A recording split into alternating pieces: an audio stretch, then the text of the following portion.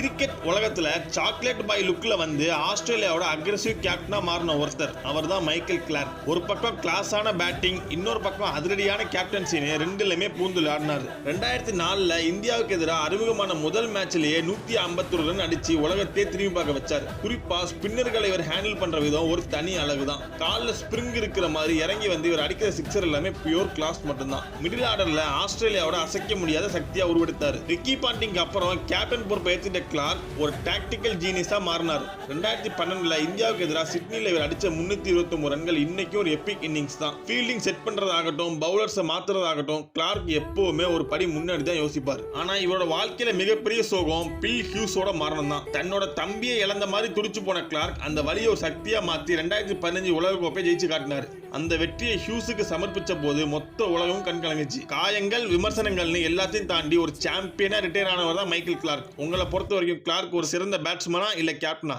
கமெண்ட்ல சொல்லுங்க மக்களே.